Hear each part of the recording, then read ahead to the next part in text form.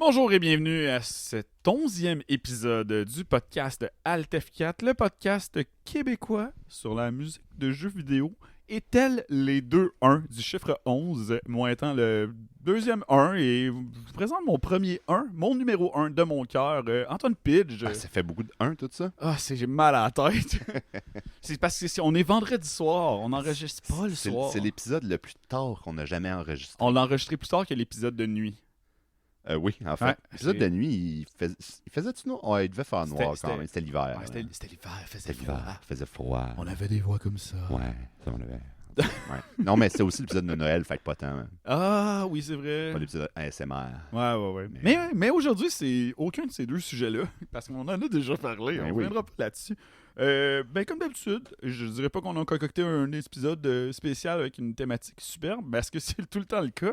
Mais aujourd'hui, on a décidé de creuser dans un sujet qui est hors, en fait, qui n'est pas relié au jeu qu'on va parler, mais de plutôt des personnes qui ont composé les chansons. On va parler des compositrices de musique de jeux vidéo. Ben oui, il y en a beaucoup, hein? Oui, vraiment beaucoup. Puis beaucoup que vous allez être surpris de savoir que ça fait aussi longtemps qu'ils sont dans le milieu. Ouais. On aurait l'impression que ça fait pas très longtemps que les femmes ont percé ce domaine-là, mais elles sont là depuis les tout débuts. C'est ce qu'on a découvert au travers de l'écriture de l'épisode, tous les deux. Ouais.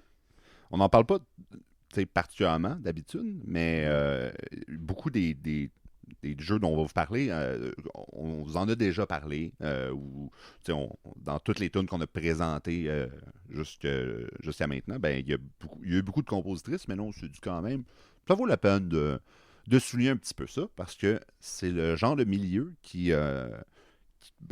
peut avoir tendance à être très masculin. Ouais, c'est un bon vestiaire de hockey. Ouais, comme beaucoup de milieux. Fait que ça vaut la peine de s'attarder à ça. Pour un épisode. Pour un autre épisode, puis sans plus tarder, je pense qu'on pourrait y aller avec notre premier extrait. Oui, je vais peut-être juste. Je m'étais pris des notes pour racheter. En fait, c'est pas grand-chose, mais j'ai eu le flash en écoutant, en réécoutant les épisodes. Là, on en parlait la dernière fois on a tout réécouté, tu sais. Ouais. Puis, quand tu les écoutes toutes, en les enregistrant, ça nous semble très long, mais finalement, c'est juste l'épisode 11. C'est pas tant, tu sais, je veux dire, on n'est pas rendu à 78 non plus. C'est ça, il y a des podcasts que j'écoute qui sont comme rendus à comme 342 c'est ou ça, 600. C'est sûr que si ça dure 10 ans, puis t'en fais à tous les semaines ou à tous les 2 semaines, ça va vite, tu sais. S'ils arrêtent jamais de sortir des jeux vidéo, on est correct. Ils donnent nos chances. Jusqu'à temps que l'apocalypse arrive, on devrait être good. Puis on aura d'autres problèmes à ce moment-là. Mais c'est juste l'épisode 11. Et aussi, on parle souvent des derniers épisodes et du passé du podcast, mais bon, là, il n'y a pas énormément de gens qui nous écoutent, puis c'est principalement des gens qui nous connaissent, mais c'est souvent le premier épisode de quelqu'un. Dans le sens que quand tu commences à écouter un podcast, moi, tout le monde fait pas mal ça. Tu n'écoutes pas le premier, d'habitude, tu écoutes le dernier, le plus récent. Bon, on a notre ami qui a commencé par le plus récent, puis qui les descend. Ouais, c'est ça. Du 10e vers le premier. Fait que, les épisodes du passé qui deviennent leur présent. Ah, ça... Puis ceux qui n'ont pas encore écouté, ceux encore plus du passé. Le futur. C'est leur futur. Mais oui. Ça faisait longtemps qu'on en avait parlé. C'est vrai. Mais si tu les écoutes toutes, back à back, ça fait pas si longtemps. Non. C'est vrai qu'on a commencé en novembre. Ouais. Je veux dire. Mais c'est ça. Fait que c'est possiblement le premier épisode de quelqu'un. Si c'est le cas, on vous souhaite la bienvenue. Ben oui, bienvenue. Ouais. Fait que, à ce moment-là, je pense qu'on peut commencer. J'ai tout dit ce que je voulais dire avant de faire jouer notre premier extrait.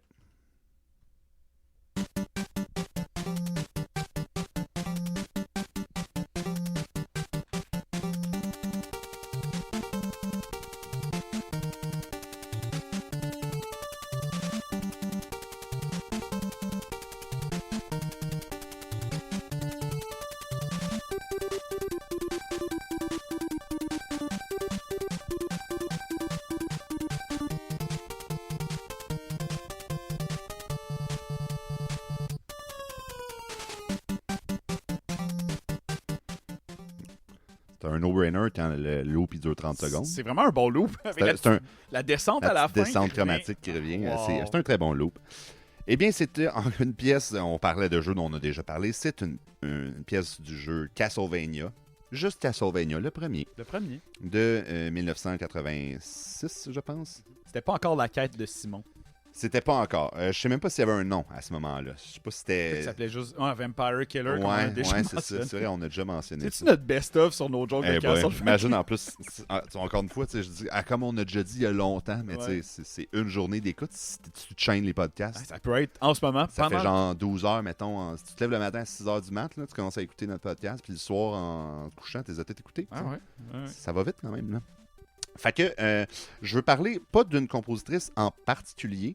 En fait, il y en a 3. Puis même pas d'un jeu en particulier. Vraiment la franchise Castlevania. Évidemment, on en reparle. Mais on avait déjà mentionné, c'est que à peu près tous les extraits qu'on a fait jouer de Castlevania, peut-être pas toutes, mais pas loin, c'est presque toutes des femmes qui ont fait la musique. Et bon, évidemment, c'est des japonaises, c'est des jeux de Konami. Fait que c'est la série a parti en 86 ou 7, là, évidemment je me suis pas noté, mais fin des années 80, là, mettons. Puis c'est ça. Fait que il y a 3 noms dont je vais vous parler vite quand même. Là. Je veux pas m'attarder. Évidemment, je ne parlerai pas de l'histoire et de tout. On a déjà fait ça 2000 fois. Il y a donc, pour ce qu'on entend en ce moment, ça c'est une pièce de Satoe Terashima qui a fait la soundtrack de à peu près la moitié du premier Castlevania. L'autre moitié, c'est Kinuyo Yamashita. Et puis, donc, ils n'ont pas vraiment travaillé ensemble, là, comme on avait déjà mentionné. C'est vraiment, ils ont fait chacun des pièces. Puis, c'est ça. Mais, donc, imaginez, ça, c'est... En tout cas, ça me fait quand même... je trouve ça fou de penser à ça, que dans les années... Genre, milieu des années 80... C'était 86, le premier 86, c'est ça. Parce que je me suis noté, c'est que les deux, ils ont travaillé de... Satoe Terashima de 85 à 93 pour Konami.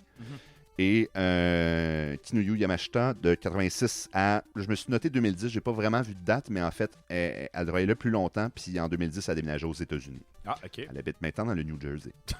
Mais, ouais. La préfecture du New Jersey. La préfecture du New Jersey. Aïe, quelle descente en enfer. Quelle descente en enfer. Et puis, c'est ça. Donc, ils sont partagés les soundtracks du premier Castlevania qu'on entend en ce moment.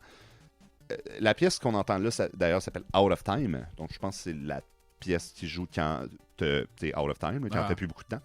Puis c'est ce jeu-là, puis en fait, ces deux compositrices ont été beaucoup influencées par la musique classique style baroque, donc Bach. Puis bon, il y a cette track-là en particulier, pas de temps. Celle-là fait un petit peu plus le côté rock de Castlevania. Puis là, bon, je suis bien rock. Rock, c'est du chiptune, mais encore une fois, mettez des guides électriques là-dessus, vous allez voir, ça sonne rock. Puis, je me demandais, les fugues, c'est-tu baroque? Oui, mettons. Puis moi, j'allais dire, en tout cas, j'avais un autre extrait, j'aurais pu mettre parce que juste le loop était vraiment, vraiment pas long. En fait, je trouvais ça dole, mais ça a l'air du Bach, genre la toccate et fugue en ré mineur de Bach, là, le padabam, badabadabadam. Ça a l'air de ça, tu sais. Puis c'est un. Les fugues, c'est un style d'écriture à 4 voix.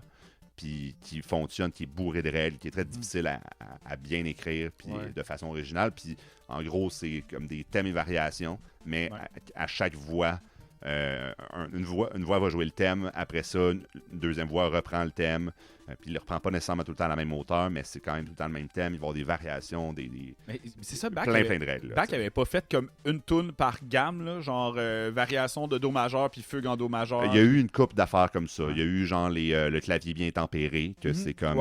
il y a ça dans à peu près toutes les tonalités, puis c'est... Il y a aussi, c'est ça, c'est dans les compositeurs, en tout cas, baroque, c'est de lui qu'on a le plus d'affaires. Il a produit à côté, tu sais, puis bon. Bref, ça, c'est évidemment une grosse inspiration, on en a déjà parlé, pour la musique de Castlevania.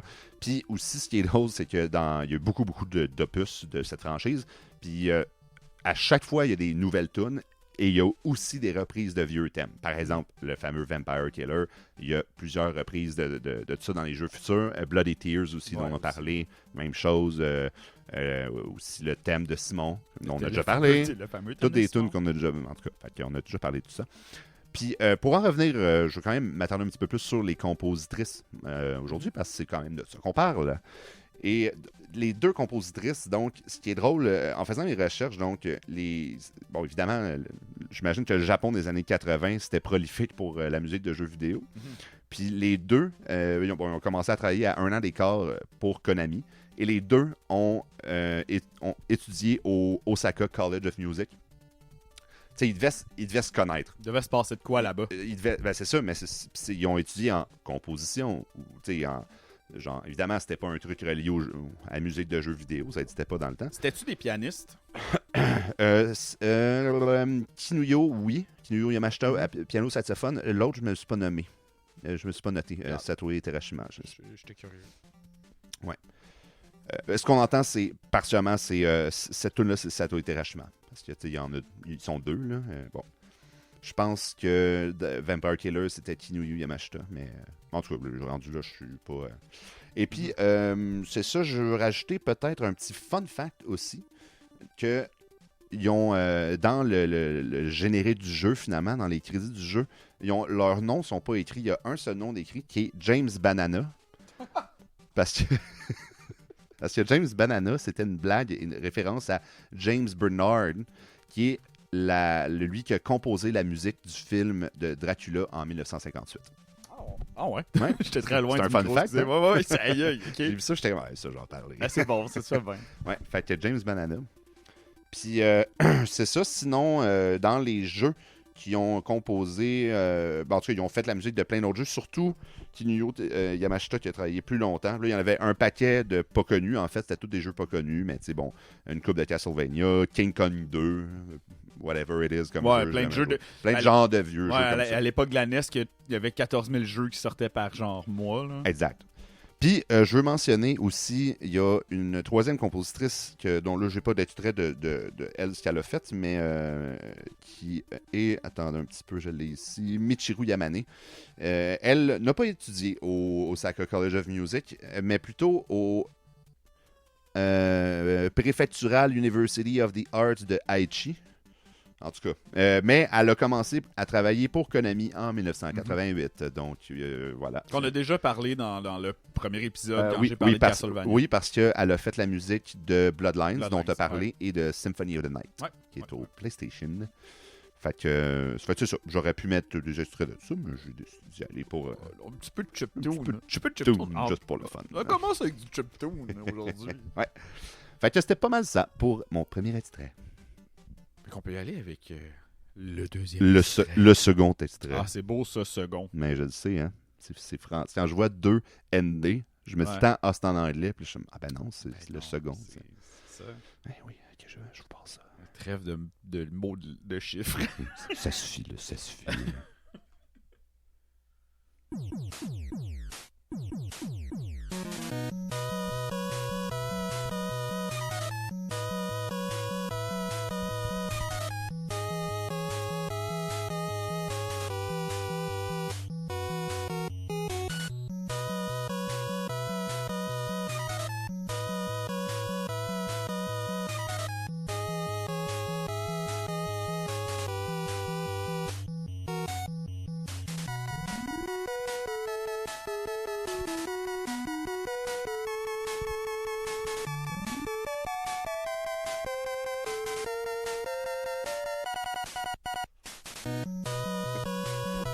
Ça aussi, ça loupe bien. Wow. C'est un beau loop, ça. C'est une bonne journée pour louper. Je te faisais des signes, un beau petit 4 mineur qui est là. Ouais, c'est bon, ça. On écoutait... en fait, c'est drôle parce que je me suis pas noté la bonne chose. On écoutait Elecman Stage de Mega Man 1, un jeu qui a été développé et publié par Capcom en 1987, quelques années après Castlevania, pour la Nintendo. La musique a été composée par Manami Matsume, qui a étudié à Osaka avec les deux autres personnes que tu as mentionnées déjà. Pikachu Surprise Face. Donc, qui était une pianiste qui étudiait pour devenir professeur de piano. On la connaît aussi pour la musique de Dynasty Wars et Carrier Airwing. J'ai pas cherry pick des noms random, là. C'est actuellement Carrier Airwing, la musique est bonne. Dynasty Wars aussi. C'est des vieux jeux, hein. Il y a des jeux d'arcade, des jeux de Spectrum. C'était le début, mais aussi Shovel Knight. Puis ça, je le savais pas, parce qu'on en a parlé de Shovel Knight récemment. Ben oui, c'est vrai, on a parlé de ça. Elle a composé avec l'autre personne que j'ai déjà parlé, là, dans le fond. La musique de Shovel Knight. Ça date de quand, ce jeu-là, tu disais? Shovel Knight. À peu près, là, genre? Attends un peu, là. Avec Jake Kaufman, c'est... je l'ai pas écrit. C'est récent. C'est pendant... Okay, c'est je pense que c'est COVID. OK. Fait, donc, elle est encore active, ça, je veux dire. Elle est encore active, ouais. Elle a écrit pour d'autres trucs de Mega Man, mais tu sais... Ce qui est vraiment épatant, je trouve, de Mega Man 1, c'est que c'était la seule compositrice. Puis c'est elle qui a aussi fait la conception sonore. Qui était comme vraiment un univers qui était moins connu à cette époque-là. Parce que c'est clairement que les gens disaient fais juste mettre des blips puis des bloops puis on est en business. Oui. Puis comment Manami Matsumoto fonctionnait, elle, pour chaque chanson de chaque tableau, elle a demandé à recevoir une image du boss, dans le fond. Puis elle partait de l'image du boss pour faire une tune. Clever. Après ça, elle s'assoyait à son beau piano. Puis elle composait la tune. Puis après ça, elle a dit qu'elle avait beaucoup de difficultés à transformer ça. Il appelle ça le MML, le Music Macro Language, que c'était le langage, genre dans le fond, informatique utilisé dans le temps pour la composition de jeux vidéo. Que ça la fâchait beaucoup. Puis c'est drôle parce qu'elle a dit dans une entrevue aussi que quand elle était trop fâchée du rendu de sa musique en MML, elle faisait de la conception sonore. Genre, c'était son échappatoire. Là. Parce que c'était facile. Facile, je dis ça, mais ça, c'était plus simple. Parce que c'était pas des chansons, c'était des bruits. D'ailleurs, on lui doit le fameux thème de Mega Man quand on commence les tableaux, qui est encore utilisé jusqu'au dernier. Là, donc, le thème qui est eu tellement de variations, mais que ça vient du premier Mega Man, c'est elle qui l'a fait. C'est légendaire quand même, c'est toute une franchise, le Mega Man, aujourd'hui. Puis même les cues sonores dans le jeu, c'est les mêmes encore. C'est elle qui a tout composé ça de A à Z. Puis elle voulait être professeure de piano à la base. Puis c'est Capcom, je pense, qui l'a approché. Ou elle a vu une ouverture de job chez Capcom. Elle a dit, je vais prendre ma chance. Elle a fait des trucs vraiment bénin au début, puis à un moment donné, ils ont droppé « Hey, on sort un jeu. » C'est un gars avec un suit en latex bleu vraiment tête, puis un casque bizarre, qui tire des lasers avec son poing. Ouais. Ça, c'est Mega Man. Mais en plus, ça ressemblait beaucoup à Astro Boy. Oui, en fait, c'est ça, il en parlait dans justement une des inspirations, parce que je cherchais des inspirations pour la musique, puis je tombais juste sur des inspirations du personnage. Ben oui. Puis même elle le mentionne, elle dit ça y faisait beaucoup penser à Astro Boy. Fait sûrement que genre a dû s'inspirer un peu de tout. Définitivement. Aussi, super connu au Japon. Puis, ce qui était vraiment intéressant aussi dans ce qu'elle disait dans une entrevue qu'elle a faite avec Tiger Chansa sur YouTube, c'est tout disponible. Elle disait que dans le fond, Capcom, à la base, faisait beaucoup moins de jeux comme science-fiction dans l'espace. Puis c'était la première fois qu'eux, ils tentaient le terrain. Fait qu'au début, ils étaient plus portés à avoir des chansons plus classiques, comme genre plus aventure. Mais elle a eu vraiment excusez l'anglicisme, mais la vibe de genre, hey, c'est un robot genre dans l'espace, un genre de cyborg. On va mettre des musiques plus flyées.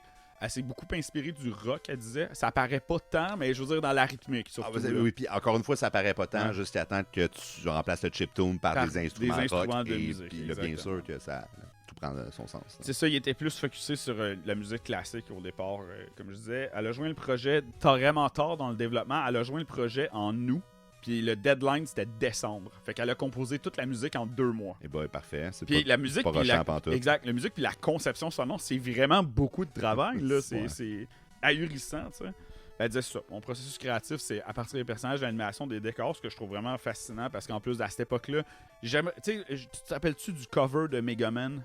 Non. C'est vraiment bizarre. C'est comme hyper réaliste. Là. OK. Puis c'est vraiment laid. C'est un peu Uncanny Valley. Ouais. Puis le 1 puis le 2 particulièrement. Mais le 2 encore plus parce que t'as des méchants dans le background qui sont là. Mais c'est juste des humains normaux avec des sautes vraiment en tête. Ils faisaient ça dans le temps, hein, les covers weird qui ont pas rapport pantoute. Là, tu as dit, un jeu de Formule 1, un beau dessin de Formule 1, puis finalement, c'est 4 pixels pour montrer ton char. Elle a une attention particulière sur la mélodie, là. Comme je disais, puis le choix du son, c'est vraiment elle qui a tout fait. Je trouve ça vraiment ahurissant. Puis c'est des basses qui est revenu pour Mega Man 10 d'ailleurs, comme je t'expliquais plus tôt. Ouais. Dans le fond, les compositeurs de Mega Man, je pense que c'est une nouvelle personne à chaque opus. Puis pour le Mega Man 10, ils ont écrit à tous les compositeurs, on dit hey, on a 10 boss, vous êtes 10, pouvez-vous faire. Mais je pense qu'il y a 9 boss, vous êtes 9, puis nous on va composer une nouvelle tune avec quelqu'un d'autre.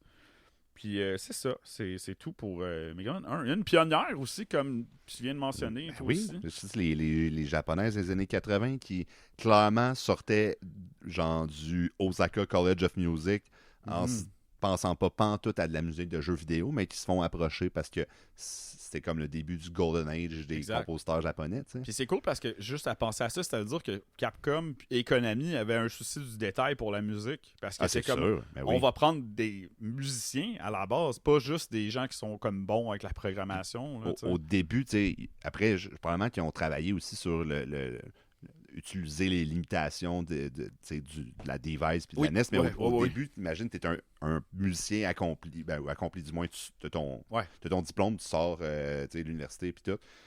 Puis tu te fais approcher par une petite boîte de jeux vidéo qui font de la musique. T'es comme, OK, là, ils te montrent, tu vas pouvoir faire la musique avec ça. Là, ça va être ça. Puis là, t'es genre, OK, ben là, c'est pas comme ça, c'est ce que je suis habitué. Ça, c'est le white noise. Ouais. Ça, c'est des waves, c'est comme tes main affaires. C'est ça, that's it. Fait que là, ça va être un défi quand même au début de s'adapter à tout ça. Elle en parlait dans l'entrevue que c'était vraiment dur pour elle parce que passer du piano. Puis elle disait que ce qui l'a aidé beaucoup, tu l'as mentionné, là, la toune de Bach, là, le piano bien tempéré. Ouais. Parce que c'est des chansons à 3 voix. Fait que ça l'a beaucoup aidé, elle l'a dit dans l'entrevue. Ouais, parce que puis ça, c'est là un des génies de Bach, c'est de réussir à faire beaucoup avec peu, tu sais. Fait qu'avec 3 voix, tu peux faire des choses incroyables. Mais comment il faisait? Il y a juste 2 mains. Il chantait par-dessus full fort. Non, mais ouais. Je te niaise. Okay.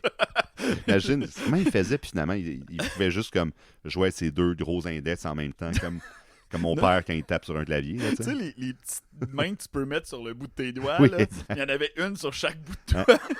Tu fais 25 notes par main, c'est incroyable. Hey, Bach, c'est une machine. Hein? C'est une vraie mitraillette à notes. Ouais. Mais ça n'existait pas une mitraillette, fait que c'était un chukunu à notes. Oui, ça n'existait pas dans ce temps-là. Les guns n'étaient pas inventés. Ouais, c'est ça. Soyez impressionnés par mes connaissances d'armements médiévaux. Là, je cherche une toune. Ok, je la trouve. Ça rappe pas mal ça. Ben parfait. Oui, on a fait le tour. On est rendu à dire des niaiseries, là, ça veut dire qu'il faut passer à autre chose. Il faut passer à autre chose, oui.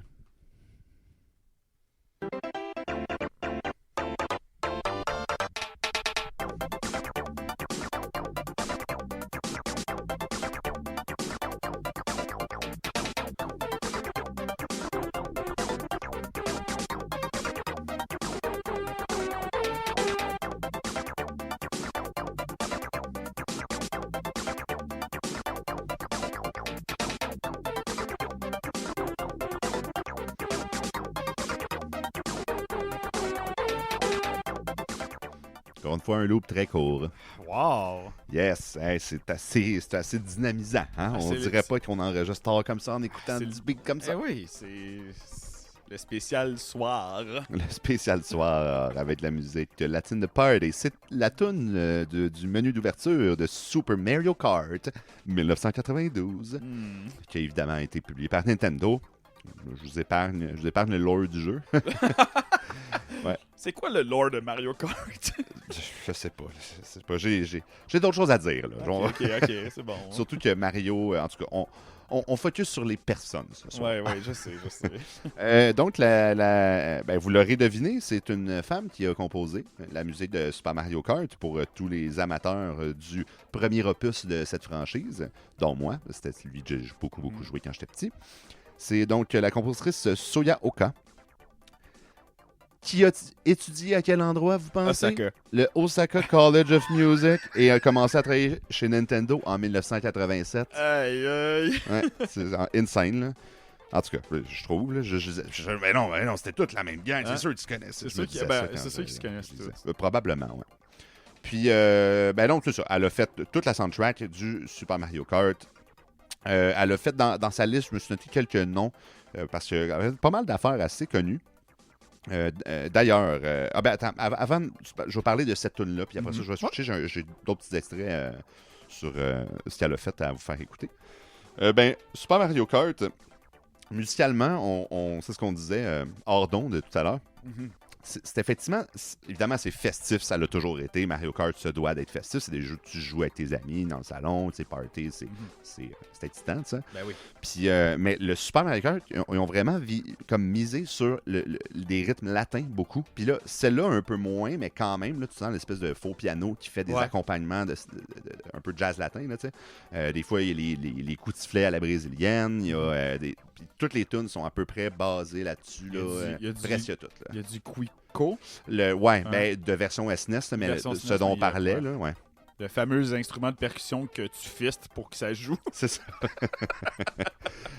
Puis c'est ça. Ça fait que elle mise vraiment là-dessus pour à peu près toutes les tunes. Puis bon, ça marche. Ça marche. Je veux dire, tu joues à ça, puis t'es comme, OK. La musique latine, c'est festif. Ben oui, c'est assez excitant. Je vais vous faire écouter une des features dans ce jeu-là, c'est quand selon le personnage que tu choisis, tu as une tune différente à l'écran de victoire où tu as les positions et le score de tout le monde, puis le temps de la dernière course. Et puis moi, quand j'étais kid, j'aimais beaucoup Yoshi et je prenais. Sont à peu près toutes bonnes d'ailleurs, ces tunes-là. Ben oui. Mais là, celle de Yoshi, j'ai décidé de vous la faire écouter. Fait que vous allez comprendre un autre petit côté, un petit peu latin, mais tu sais, avec une touche Yoshi-esque que vous allez reconnaître.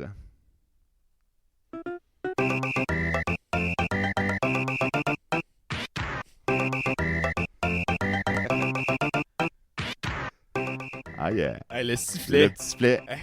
Les 2 sifflets, j'imagine. Ouais. Parce qu'il y a 2 hauteurs, à moins qu'ils sont capables de changer le pitch de son sifflet. Un long sifflet. Ouais, ou tu peux, genre, comme les flûtes à coulisses, là, ouais. C'est pas clair. Ça fait que c'est ça, je vais l'arrêter tout de suite. Parce que ça va nous faire une version d'une demi-heure, puis ça dure 4 secondes. Mais c'est ça, vous voyez un petit peu le genre. Et puis là, bon, je m'attendrai pas plus longtemps sur Mario Kart, mais je vais je vais vous lire une petite liste une liste non exhaustive des jeux dont elle a fait la musique. Il y a, vous les connaîtrez peut-être pas toutes, mais il y en a beaucoup, c'est des gros jeux quand même. Des gros noms. Ouais, il y a Ice Hockey de 88 au NES, probablement un des premiers jeux de hockey. Ouais, probablement. Il y a Versus Excite Bike, que je n'ai jamais joué, mais j'ai déjà entendu ça. Pilot Wing. Ça, je sais c'est quoi. La musique est bonne en plus. Ouais. Il y a le premier SimCity. Ah ouais. Oui, c'est vrai que tu me disais ça. Ça, c'est quand même... Et d'ailleurs, ça va être mon 3e extrait. Il y a le premier SimCity, Mario Kart, Super Mario All-Stars. Ouais. Mais tu sais, bon, ça, il y avait beaucoup des thèmes. Mario All-Stars, c'était des reprises. Fait que probablement, elle a peut-être fait le design des tunes et la tune du menu et peut-être des petites tunes qui manquaient. Et Wario's Woods aussi. J'ai full. C'est ça le jeu que je t'ai parlé avec les affaires de Toad puis de bombes à un moment donné. C'est Wario's Woods. J'ai joué à ce jeu-là avec ma petite cousine. Ça n'a aucun sens comme ça. Nice. Écoute, c'est toute elle qui a fait ça, toute sous Yaoka. Et c'est ça, j'ai un petit extrait de la tune SimCity, c'est la tune Metropolis, parce que je trouvais que c'est un petit peu plus un banger. Mais...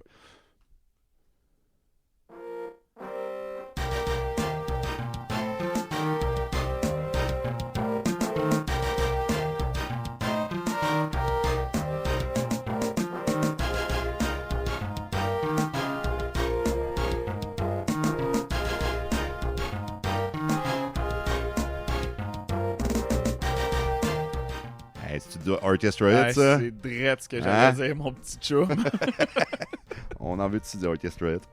Ça fait que c'est ça. Elle a vraiment fait beaucoup de jeux, des bangers de jeux, là, des jeux qui ont été assez populaires au courant des années 80 et 90. Elle a travaillé pour Nintendo longtemps. Ouais, je me suis pas noté à juste quelle année ou si elle travaille encore pour Nintendo ou quoi.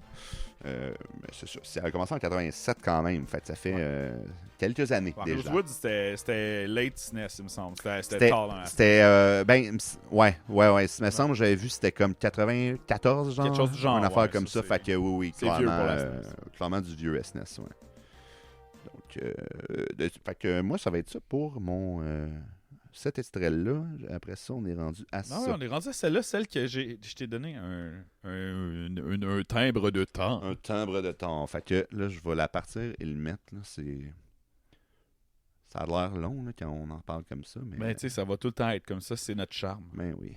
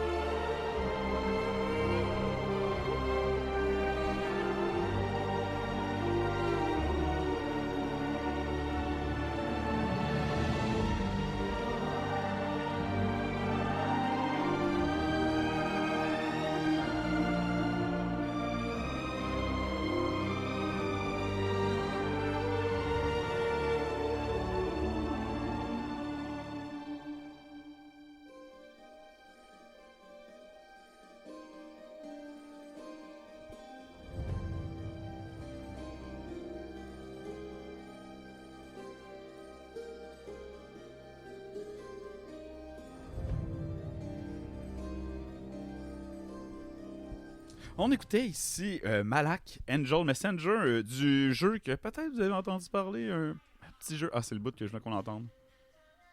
C'est les femmes qui chantent. Parce que je vais en parler un peu plus tard. Ouais. C'est bon. Donc, pas joué, c'est correct. Donc, Malak Angel Messenger de ce petit jeu pas très connu qui s'appelle World of Warcraft. Jamais entendu parler. Toi, t'as jamais joué, hein? Non. Ça, c'est vrai. Mon addiction, moi, c'est 7 mois, je pense. Puis séparé, là. Genre, peut-être 8, là, en tout cas. Donc, c'est de l'expansion Warlords of Dreadmore, c'est pas ça, Draenor. La 5e expansion du jeu World of Warcraft qui est sortie en 2004. Lui, l'expansion est sortie en 2014. Donc, c'est... 2004, wow!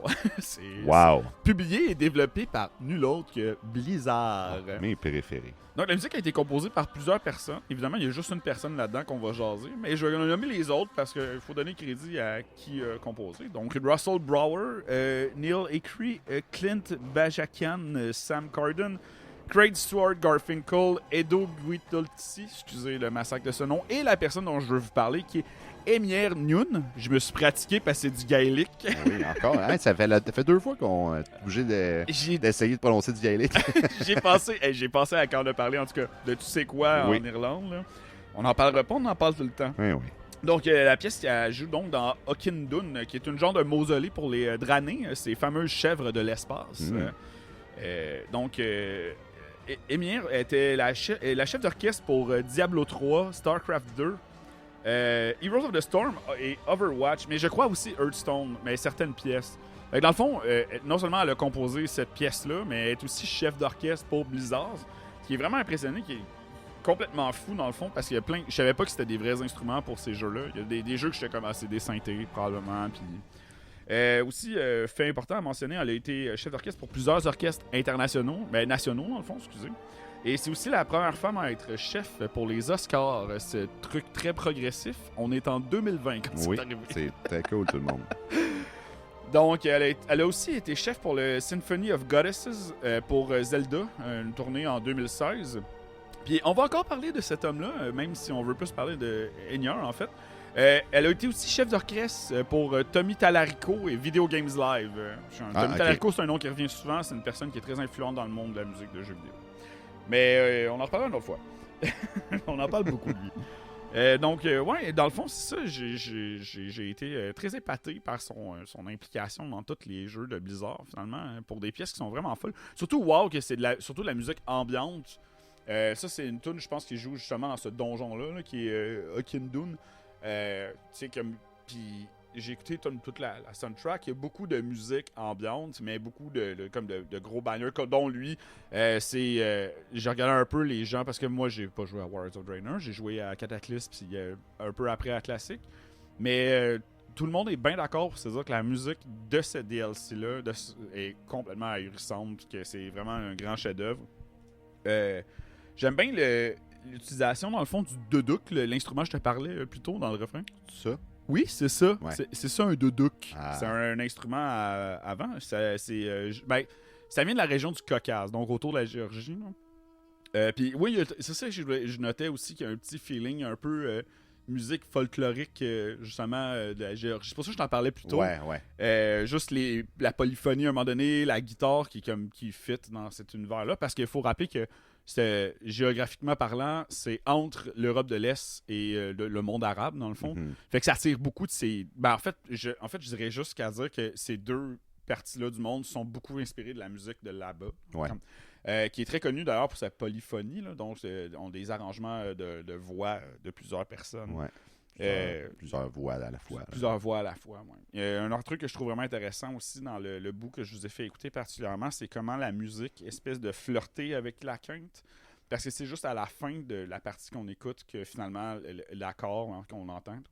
Donc l'accord, c'est un accord qui est la quinte voyons, je suis capable de parler. C'est un ré. Dans le fond, en même temps sol. Le sol. La quinte de sol. Donc la quinte, c'est ré. Ouais. Donc, c'est ça, j'aime ça, le feeling de genre comme un peu mystérieux pour finalement revenir à un mode héroïque. Quand t'entends une quinte, c'est tout le temps un réconfort. C'est les pantoufles. Hein? On est à la maison, la soupe est prête, le feu est parti. Ça sonne bien, là. C'est doux. On est bien. Ouais. Puis c'est pour ça que ce feeling-là, il est bien travaillé. Je trouve que justement, qu'on est tout le temps autour de ce moment-là, que finalement, on revient en remontant dans la deuxième fois qu'on rejoue le thème. Très bon thème, très, très bon. Beau travail. Moi, j'ai vraiment aimé le fait aussi un album orchestral, mais genre version Irish des tunes de Zelda oui, que je t'ai envoyé. Ouais. Puis qu'elle mélange ça avec des vrais reels. Ouais. Genre, pis ça, je trouve ça ahurissant. Ben oui, ça fit ça ensemble. passe super bien. Là, mais tu sais, Song of Storms, on va s'entendre là, que c'est facile à fitter avec beaucoup de reels. Ben, je pense qu'il y a beaucoup de ces. Tu sais, mettons Song of Storms, là, on parle du mode dorien, puis le dorien dans la musique irlandaise, il y en a en maudit. Fait que je pense, tu sais, en jouant avec certains éléments comme ça, c'est sûr que ça reste du travail puis c'est bien fait, là, mais je comprends pourquoi quelqu'un pense à ça. Dit, hey, on pourrait faire ça en mode un petit peu plus celtique. Là, ouais, exact. Ouais. Puis moi, j'aime ça, fait que je me plains pas. Ouais, non, mais moi aussi, on va en reparler, mais je pas donc. Mais je vous recommande, je sais pas si c'est sorti, mais il y a un documentaire qui va sortir sur sa carrière, là, qui était très, très, très rock'n'roll, parce que, tu sais, des femmes chefs d'orchestre, il en pleut pas. Ouais. D'ailleurs, ça commence avec, dans le trailer pour ça, ça commence avec un chef d'orchestre qui cite, qui a dit... être chef d'orchestre, c'est fait pour les hommes parce que les musiciens peuvent pas. Je sais de quel film tu parles. Ouais. C'est les musiciens, ils peuvent pas fixer une belle femme, ils vont être déconcentrés en avant. Ouais. Puis j'étais genre, arc! Pour vrai, le milieu de la musique classique, ça peut être assez terrible à ce jour encore. Ça, évidemment, comme tout, ça tend à changer, là, mais j'avais déjà entendu sans doute des rumeurs, mais ça m'étonnerait vraiment pas que ce soit vrai. Des choses comme, mettons. Un fameux chef bien connu qui c'était un vieux chef. Ça, je pense que j'entendais ces histoires-là, j'étais au cégep. Fait que là, je sais pas si c'est qui, je sais pas ça date de quand. Mais qui écouterait, tu sais, aujourd'hui, quand il y a des auditions dans des orchestres, là, ouais. ça se passe, les juges ne voient pas la personne qui joue. Okay, parce que c'est. Faut pas, pour pas que tu fasses de profilage, pour pas que tu fasses de discrimination. En fait, ça, c'est full normal parce que ce que tu veux, c'est que ça sonne bien, là, c'est que la personne sache que. Puis il y a un chef que lui, il se vantait de reconnaître comment une femme joue sans la voir.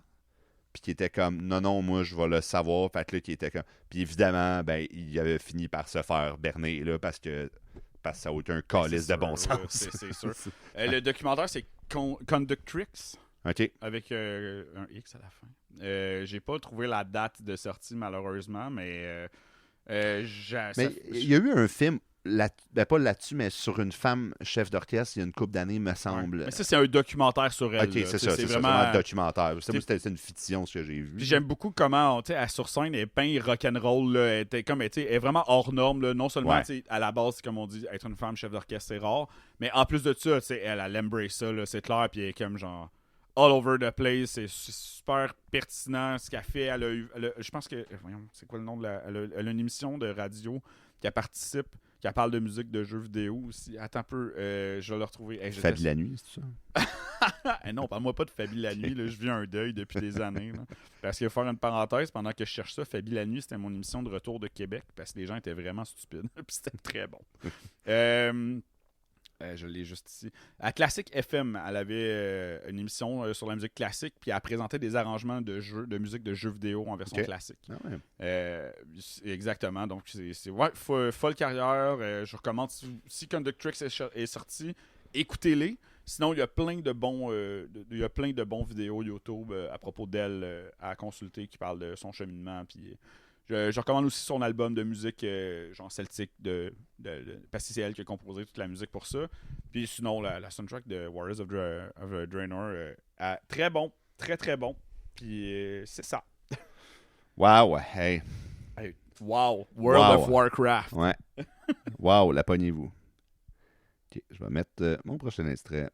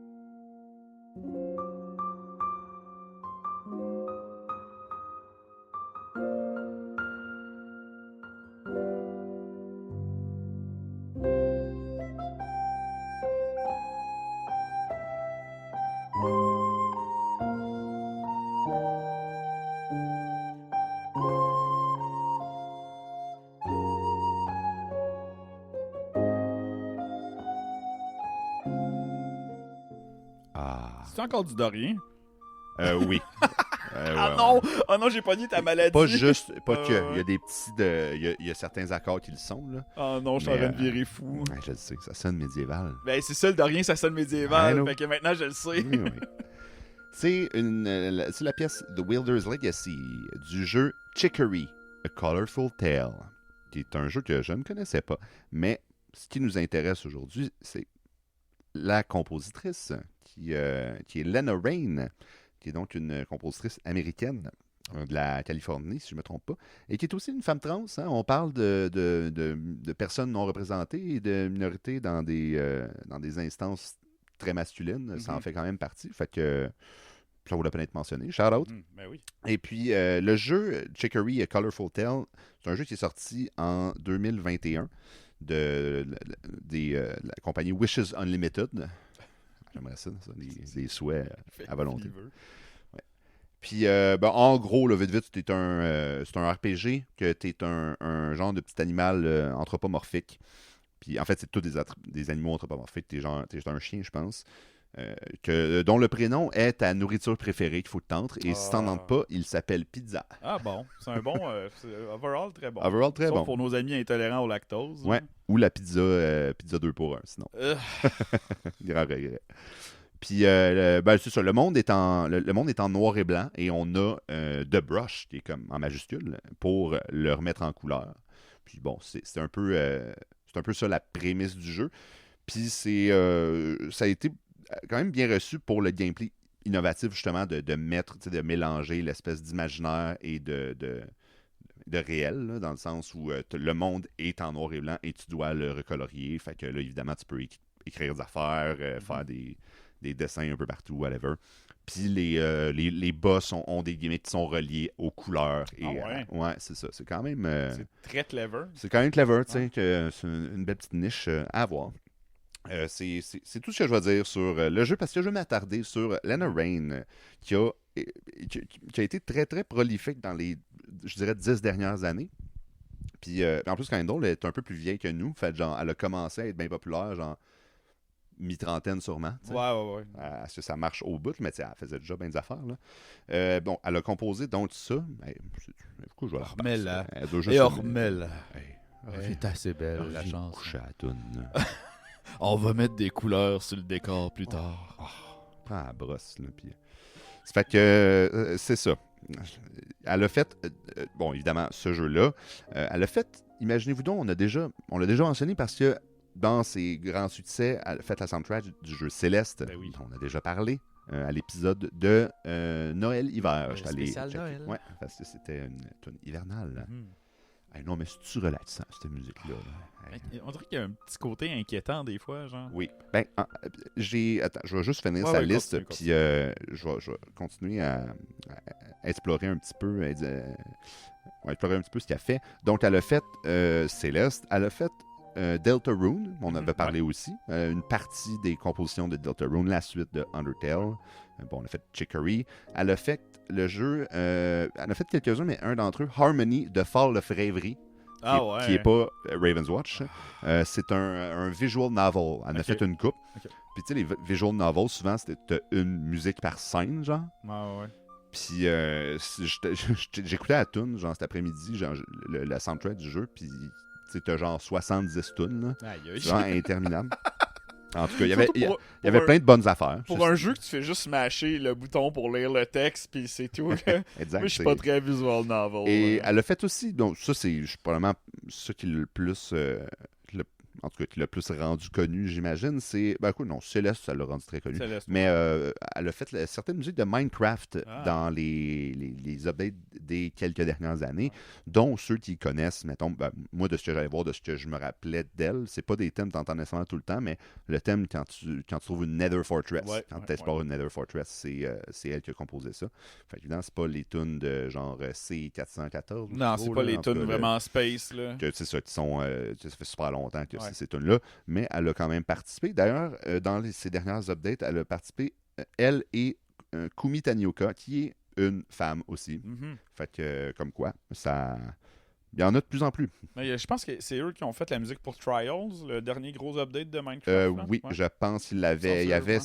Il y en avait 4, je pense. Ouais, Trials, le Nether Update, puis entre le Caves and Something. Ouais, puis genre, je sais pas, je me rappelle plus. Je connais pas de temps le nom des updates, non, entre les derniers. Ouais, les derniers des genre 5 dernières années. Je trouve ça bien qu'ils rajoutent de la musique dans le jeu. Oui, puis qu'ils rajoutent de la musique et qu'ils aillent chercher des nouvelles personnes pour faire la musique. Parce que la personne qui a composé la musique originale, je crois qu'elle ne compose plus de pièces pour Minecraft. C'est bien possible, c'était genre Mojang. C'était pas Mojang qui a écrit les premières chansons. Non, c'est vrai, c'était quelqu'un d'autre, c'était une autre personne. Ouais. Anyway. Qui a écrit notre chanson préférée de Minecraft. Probablement, ouais. Stall, ça devait être lui. Ouais. C'est la chanson préférée de beaucoup de monde, oui, je pense. Ben oui. C'est quasiment mimé. Ouais. Puis, c'est ça. Donc, elle a fait... non, c'est pas mal ça, ces jeux-là. Qu'est-ce qu'elle a fait d'autre aussi? Elle a maintenant Elle fait aussi de la musique comme... pas de jeux vidéo. Puis elle fait visual novel, mais elle fait aussi beaucoup de musique d'ambiance pour différentes instances. Elle a fait elle a un studio maintenant aussi de genre un studio, mais je pense qu'elle est toute seule, là, mais genre de prod de jeux et de musique, de jeux et de plein d'affaires. Ça s'appelle Radical Dreamland. C'est comme un mélange de... En tout cas, elle a dû jouer à Chrono Cross, elle. Moi, je pensais à... C'est qui dit Radical? C'est pas dans Ramdam? Non, c'est... Je sais pas, Jimmy Lightning dans Peggle. Ouais, Jimmy Lightning. Non, il dit Doodical. Il dit Doodical, il dit beaucoup de choses, Jimmy Lightning. Mais non, je pensais à Chrono Cross parce que c'est la tune, le ending theme s'appelle Radical Dreamers. Ah, ok. Peut-être une référence à ça. Whatever, là. Puis, elle a fait... bon, il y a vraiment plein de belles... J'ai écouté full de choses qu'elle a faites parce que je voulais choisir une tune. Puis, encore une fois, elle dure 1 minute et demie, je vais la remettre. Parce que musicalement, dans ce qu'elle fait, ce que j'ai entendu, il y a le côté... ça ici, c'est très ambiance. C'est très, très minimaliste. Ça aurait pu être une musique de nuit. On aurait pu en parler dans notre spécial de nuit. On aurait pu en parler avec cette voix-là. Mais oui, en plus, il est tard pour de vrai. Mes voisins vont appeler la police si je hurle.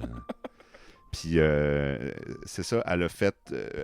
ça, c'est souvent au piano, avec à peu près rien d'autre. Piano ou guitare acoustique, voire classique. Une simple mélodie qui est la petite mélodie, un accompagnement léger. Là, bon, celle-là, il y a une flûte à bec à ce moment-là qui embarque aussi. Qui aide au petit côté médiéval, en plus du mode de rien, je te dirais. Ça, c'est une des branches des styles qu'elle fait, de ce que j'ai pu voir grosso modo.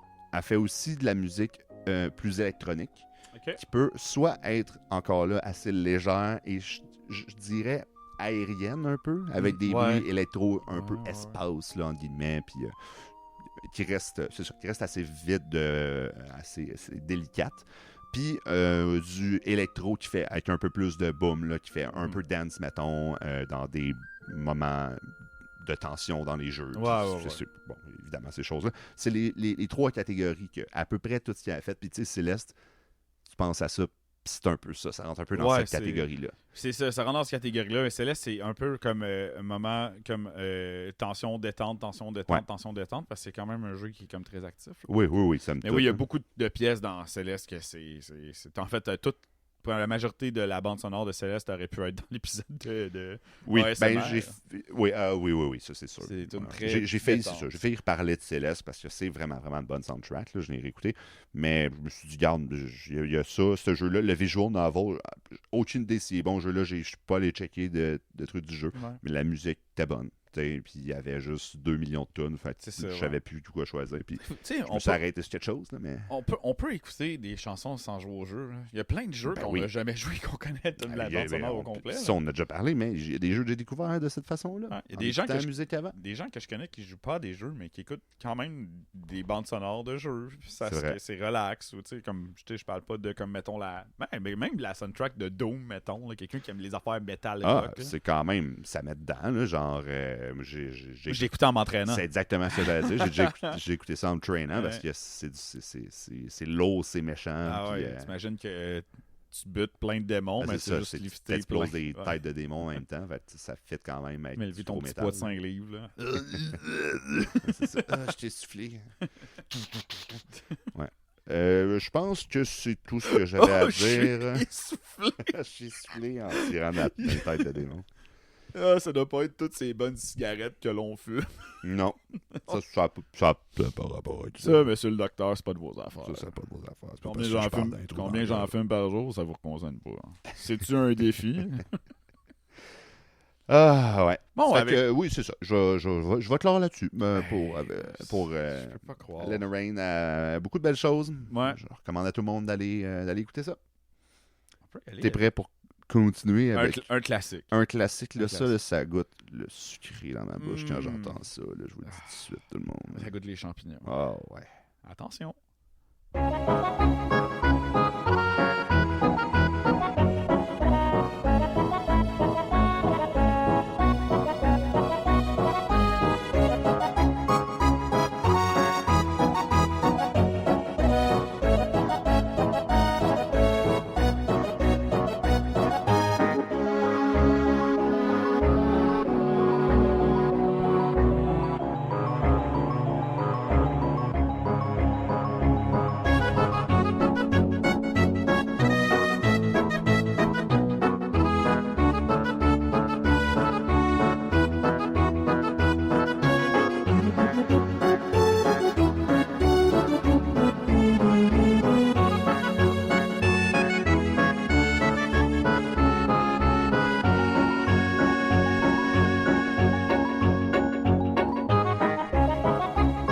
Elle aurait pu l'écouter pendant une demi-heure. Oui, mais le loop est parfait. Le loop est parfait. C'est une soirée loop parfaite. On écoutait Beware the Forest Mushroom de Super Mario RPG. C'est notre premier super de la soirée, je pense. Publié par Nintendo et développé par Square en 1996. C'est comme le All-Stars des compagnies du jeu à ce moment-là. Ouais. On était comme un jeu de Square publié par Nintendo. Oh, what? La musique est composée par Yoko Shimomura, qui a commencé chez Capcom en 1988, qui connaît Manami Matsume, qui a étudié à Osaka. Hey, j'avais hâte de te le dire. Osaka dans les années 80, ça devait être c'était lit. C'était aussi une pianiste. C'est que tout ce beau monde-là devait clairement se connaître. Ça arrive souvent, juste dire, les gens... Les compositeurs, ça arrive souvent que ce soit des pianistes. Dans le sens que, mettons, ils vont souvent connaître un peu l'instrument. C'est pas des soloistes, instrumentistes, mettons, nécessairement virtuoses. Mais c'est un instrument qu'il faut absolument... T'es juste gagnant à savoir en jouer quand tu composes la musique parce que c'est fait pour ça quasiment. Mais j'ai l'impression que... Puis c'est surtout parce que maintenant, je consomme vraiment... Tu sais, j'écoutais beaucoup de musique de jeu avant, mais maintenant, j'en consomme vraiment beaucoup. Ben oui. Puis en écoutant des pièces, maintenant, je suis capable de deviner à peu près c'est quoi l'instrument que les gens jouent à la base. Surtout guitare, basse, piano. Là. Ouais. Puis je pense que c'est un peu plus tard, parce qu'au début, je pense que les compagnies de jeux vidéo, ils essayaient d'aller chercher des pianistes parce que dans leur tête, c'était le plus proche de l'enregistrement avec le langage informatique, finalement. Parce que tu sais, t'as une main gauche, main droite, des accompagnements, c'était plus facile pour eux. Puis un peu plus tard, je pense que c'est là que les bassistes, guitaristes et tout autre instrumentiste de ce monde ont commencé à triper sa musique de jeu aussi. Parce que mettons, pense que le gars qui a fait Wolfenstein, là, puis là je dis ça dans le vide, là, c'était probablement un guitariste, là, parce que c'est plus rock. Peut-être. Mais c'est pas de ça qu'on parle. Non. On parlera de Wolfenstein un plus autre tard. fois. Non, une autre fois. On parle pas de ça aujourd'hui. Ouais, une autre fois. Il est connu surtout pour son travail pour Kingdom Hearts, qui était mon deuxième choix, mais je me suis dit que j'allais y aller avec un banger, un classique. Une pièce que j'aime vraiment, vraiment beaucoup. C'est ça remettre dans son petit pyjama chauffé dans sa cheuse. Là, écoutez ça. Là. La soupe est chaude, bien couchée. Il est aussi connu pour la série de Mario & Luigi, les RPG qui sont sortis au Game Boy Advance, aux consoles portables finalement, qui sont de très bons RPG d'ailleurs. Aussi Parasite Eve, Xenoblade Chronicles et Street Fighter 2 aussi. Tous des bons jeux. Tous de très bons jeux. Ouais. J'ai cherry pick les bons. Il y en a aussi, comme tout le monde a fait des jeux un peu bof. Là. Donc c'est une pianiste de formation qui a une carrière vraiment impressionnante. Donc là, on a vraiment, je pense, fait pas peut-être le tour, mais on a parlé des pionnières en termes de musique de jeux vidéo. Super Mario RPG, qui est vraiment un chef-d'œuvre de la SNES. On parle beaucoup des autres RPG que nous ne nommerons pas, là, les Voldemort de Alt F4. Ouais. Mais Super Mario RPG ne tombe pas dans l'oubli parce que c'est un jeu qui a eu un remake récemment d'ailleurs. parce que c'est ça qui est cool, la nostalgie savant. Mais le remake qui est excellent que tu as joué, je crois. Oui, j'ai joué. Comme je te disais tantôt, le classique. J'ai pas fait le tour, me suis rendu au dernier donjon, puis j'ai choqué parce que c'est le classique des RPG. Mais bon, c'est un remake. Il y a peu de choses vraiment innovantes. Là. La seule chose qui ont vraiment changé du gameplay, c'est qu'à cette heure, il y a des triple attaques. C'est quand même cool, là. Il y a une petite cinématique quand il joue tout. On se passe une game ensemble, tu sais, maintenant. Oui, je suis down. La musique de ce jeu-là, que je trouve vraiment impressionnante pour l'avoir écouté, la soundtrack au complet, c'est que c'est beaucoup de il y a beaucoup de loops, là. C'est très rapide. Les pièces durent comme maximum 1 minute à 1 minute et demie. C'est très des jingles, c'est le terme que je cherchais. Ok, ouais. C'est très upbeat. Puis ça fait un peu, comment je pourrais dire ça? Tu sais, pièce de théâtre funny, là. Ouais. C'est parce que c'est un peu comme ça que le jeu veut se présenter. Là. C'est un peu comme genre. C'est un RPG pour les jeunes, là, pour les enfants. Le public cible, c'était clairement des kids. D'ailleurs, si vous avez des enfants, cherchez un jeu à jouer avec eux qui est pas trop violent, mais juste un peu. Juste la violence qu'on veut. La violence, correct. Coup de poil puis de carapace. Ça, c'est correct. Il y a des guns, mais personne saigne. Non, personne. Mais non. Des petites étoiles. Tout le monde se fait botter le cul puis tombe à terre. Là. Puis des bonnes scènes. Là. Bowser pleure. C'est une bonne scène, ça. Ouais, des fois aussi, Mario et Bowser peuvent necker un moment donné. J'avais oublié dépendant de comment t'as fait l'ordre de ta quest. La pièce qu'on écoute, elle joue dans le fond. Ce qui arrive, là, je vais aller sommairement, puis c'est un peu pour parler du feeling de la toune.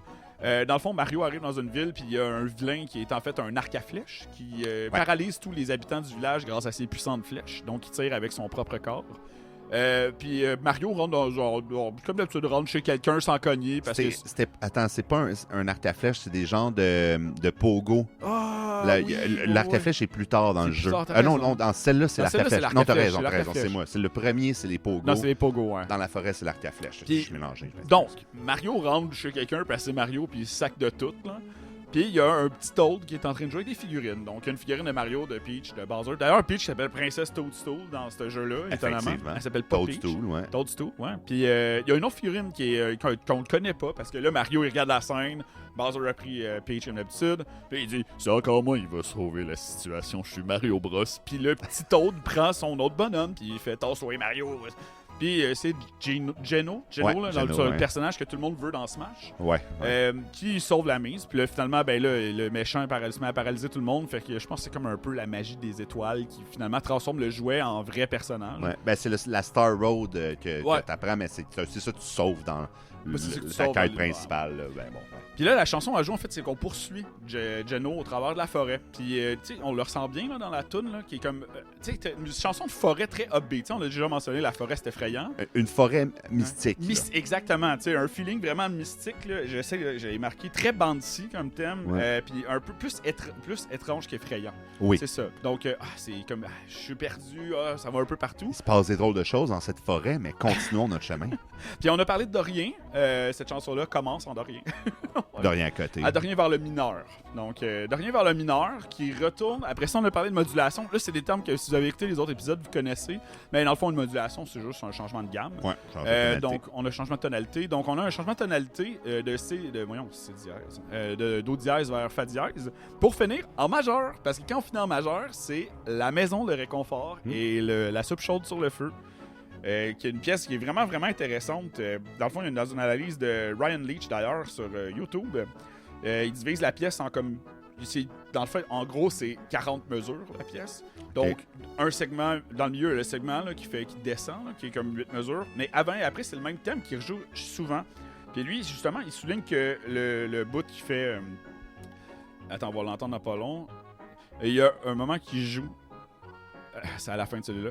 Pam, pam, pam. Ça revient 12 fois, cette partie-là. OK.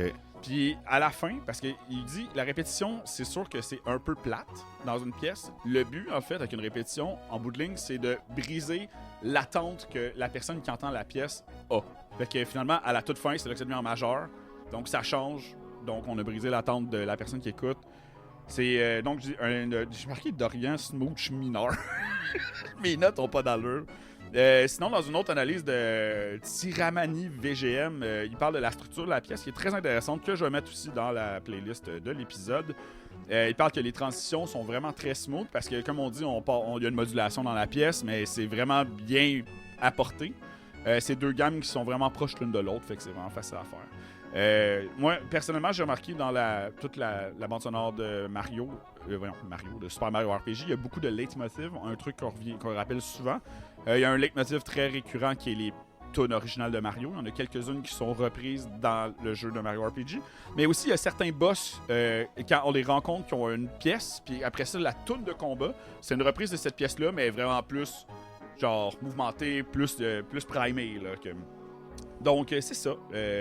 Pour vrai, je recommande aussi d'écouter la bande sonore de Kingdom Hearts, qui est très bonne.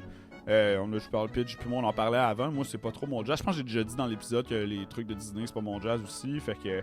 Mais je recommande tout son travail dans le milieu du jeu vidéo. Chapeau. Merci à Osaka. Oui, d'avoir produit autant de bonnes compositrices. Ouais, de très bonnes compositrices. Puis c'est vrai. En plus, j'écoute ça, j'ai la misère à écouter ce que tu me disais parce que moi, ça me replonge tellement. Le soundtrack de Mario RPG. Je trouve ça tellement fou, les loops de ce jeu-là, comment ils s'embriquent super bien. Puis, OK, après, mettons, genre 10 minutes, je suis tanné de l'entendre. Oui, c'est normal. Ça m'a pris... Avant, je pensais pas que c'était aussi rapide, les loops de ces pièces-là. Je pensais que c'était... ça doit être des pièces d'à peu près 2 à 4, 5 minutes. Mais non, c'est tout le temps maximum 2 minutes, puis ça revient. La tune de combat, c'est 2 minutes T'as maximum. Pas besoin d'énormément pour avoir l'impression... Tu sais, une couple de parties différentes, une petite modulation. Tu sais, on cache le pattern aussi, là, comme la tune de boss dont on parlait, là, qu'on chantait comme deux laits.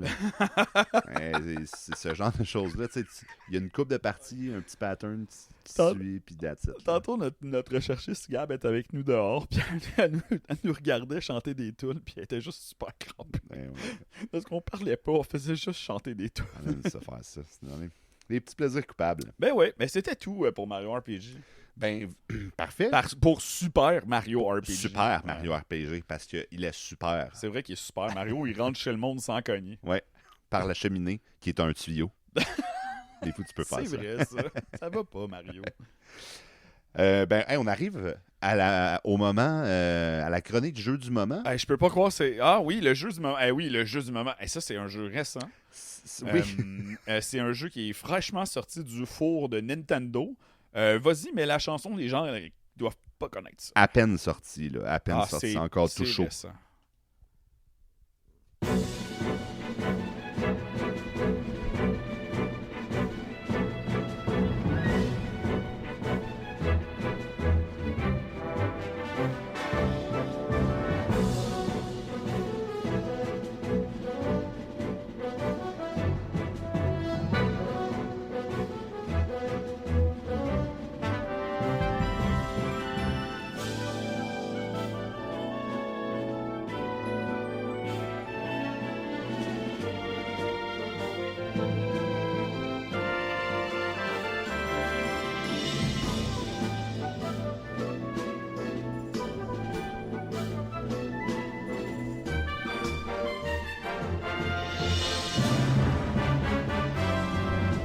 C'est un loop! 50 secondes. Aïe, on aurait dû dire que la thématique c'était. Non, la thématique était meilleure que les loops. On écoutait la chanson de thème, dans le fond de. Ben, thème, non. Oui, la chanson du menu de Super Smash Melee, qui est sortie en 2001. Fait que fraîchement sorti du four. Fraîchement sorti du four il y a 24 ans. Développé par HAL Laboratory et publié par Nintendo. Les compositeurs sont Hirokazu Ando, Shogo Sakai, Tadashi Ikegami, Takuto Kitsuta. Hirokazu Ando, c'est connu surtout pour la série de Kirby. Mais ça fait vraiment longtemps qu'il travaille pour HAL Laboratory. Mais pas Kirby Superstar, ça j'étais vraiment surpris. Il est là depuis le début, mais Kirby Superstar, c'est pas lui qui a composé la chanson, la musique pour ça. Donc oui, le thème de Melee, en fait, c'est parce qu'on joue à Ultimate. Sauf que, Antoine et moi, chose que vous devez savoir, un des premiers jeux, je pense avec le jeu Voldemort que nous ne nommerons pas. Ouais. Super Smash Melee, c'est probablement le deuxième jeu, pas mal le jeu qu'on a joué le plus ensemble. Ensemble, ouais, beaucoup. Définitivement. Beaucoup, ouais. Puis moi, je me rappelle surtout des moments quand je travaillais au métro Verchères. Ben oui. Puis que j'avais une demi-heure de dîner, mais je rentrais 1 heure plus tard, finalement. Je prenais une demi-heure de Smash de plus. Oh, ils peuvent pas me renvoyer, je suis syndiqué. Ça fait 3 mois que je travaille pour eux. J'avais 16 ans, à ma défense. Au pire, tu sais. Si mon employeur m'écoute, je ferais jamais ça aujourd'hui. Là. T'as 16 ans, au pire, tu te fais renvoyer, puis c'est pas bien grave. Là, tu trouves là, c'est quand même tough de trouver une job dans le coin de Verchères. Non, c'est vrai, mais t'es ado, puis t'habites chez tes parents. Ouais, non, sure. Tu peux pas te crever de faim non plus. Good times. Mais dans le fond, je suis allé voir un peu, je suis creusé, puis j'ai retrouvé notre bon vieil ami 8-Bit Music Theory qui parlait un peu de. Dans le fond, qu'est-ce qui fait que les chansons dans Smash nous motivent, qui sont prenantes comme ça. Épiques comme ça. Exactement. Mais on va encore parler dans le fond, le fait que ce soit en mineur, ça rend ça sérieux. Pas que la gamme majeure, ça ne l'est pas, mais la gamme mineure, ça rend les choses un petit peu plus sérieuses. Là. Les choses se passent, là. Puis on a une progression d'accords qui est... Dans le fond, je vais vous dire ça vraiment de manière bête. Pour vous, ça va être des chiffres. C'est 1, 4, 6 bémol et 7 bémol. Cette progression d'accords-là revient souvent dans les thèmes de Smash. Puis c'est celle qu'on entend au début, dans le fond. Puis c'est ça qui rend ça épique. Comment je pourrais dire ça kick. Oui, c'est héroïque. Ça monte, puis si jamais ça va rejoindre l'octave, ça va aller juste sur le bord de l'octave. Ouais. Genre la frôle. Ça le rejoint après ça avec le loop ou la suite de la mélodie. Exactement, c'est ça. On a aussi la basse qui est comme vraiment une énergie comme très puissante dans la pièce. On l'entend comme qui fait tant. Pratiquement militaire, je dirais. Oui, exactement, pratiquement militaire. Aussi, les intros, les thèmes de menu / intro de Smash ont aussi souvent la même gamique, sauf celui au 64 et celui à la Wii. Que là, on entend la partie harmonique, mais il y a la partie momentum qui se travaille au début. Fait que c'est le temps momentum, harmonie, donc tension, détention, tension, détention. Mais ça dans la forme, genre. Dans la forme, pièce, exactement. Celle du 64 est plus funky. Lui, dans le fond, 8-Bit Music Theory, c'est intéressant ce qu'il dit. Vu que celui au 64, c'est vraiment présenté comme un enfant qui joue avec ses jouets. Oui. C'est plus funky, comme genre, je ne voulais pas dire accessible, mais tu sais, c'est des pièces qui sont plus upbeat, un peu on parlait de Mario Kart qui est de même, un peu à la Mario Kart. Ouais. Tandis que la version de la Wii, la tune au début est super dramatique là, avec la chorale. La chorale, puis... chorale de 200 choristes. Ça a tellement pas de sens. Ouais. Mais Super Smash qui est comme clairement un jeu qu'on a beaucoup joué. On fait beaucoup de blagues de personnages de Fire Emblem à Ultimate. Ouais, à tous les fois on joue. Tu sais, finalement, je l'ai Ultimate, mais je joue pas tant souvent. Puis, deux fois, je vois un nouveau bonhomme de Fire Emblem. Je suis comme, c'est qui lui? Ah, ben écoute, il a l'air de Mart. Il a l'air de Mart. Ils ont tous l'air de Mart. Ils ont tous un peu de l'air de Sauf Mart. Ike, c'est comme Mart, c'était stéroïde, là. Ouais.